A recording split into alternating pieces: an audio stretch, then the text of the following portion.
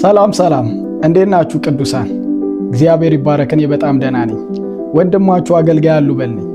ዛሬ ስለ ሆሊ ኔሽን የዩቲዩብ ቻናል አንዳንድ ገለጻዎችን ለማድረግ ወደ እናንተ መጥቻለሁ።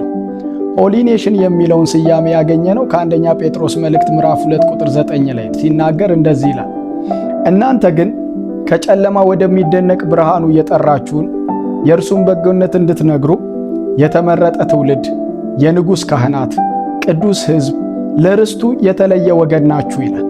ቅዱስ ሕዝብ የምትለዋ ቃል በእንግሊዘኛው የመጽሐፍ ቅዱስ ቋንቋ ሆሊ ኔሽን የሚል ስያሜ ያለው። ስለዚህ ይህን ሆሊ ኔሽን የሚለውን ቃል ተጠቅመን ይህንን የዩቲዩብ ቻናል ወደ እናንተ ይዘን መተናል። በዚህ የዩቲዩብ ቻናል ላይ በተለያዩ ከተሞች የምናደርጋቸው የወንጌል አገልግሎቶች፣ በእግዚአብሔር ቤት ውስጥ ላሉ ቅዱሳን የሚሰጡ ክርስቶስ ተኮር የሆኑ የመጽሐፍ ቅዱስ እውነት ትምህርቶች የሚተላለፉበት የዩቲዩብ ቻናል። የተወደዳችሁ ሰብስክራይብ ያላደረጋችሁ ሰብስክራይብ እንድታደርጉ አሁን በመሃል አስታውሳችሁ ፈልጋለሁ።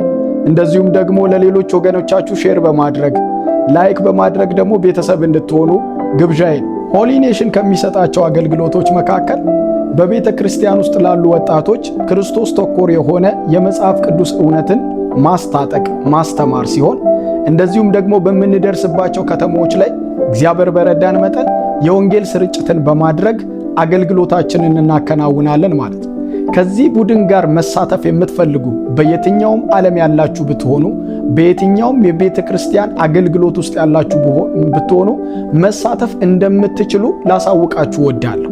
ሆሊ ኔሽን ምንም አይነት ልዩነት የማያስተናግድ የክርስቶስን አንድነት ይዞ የሚቀጥል አገልግሎት ነው።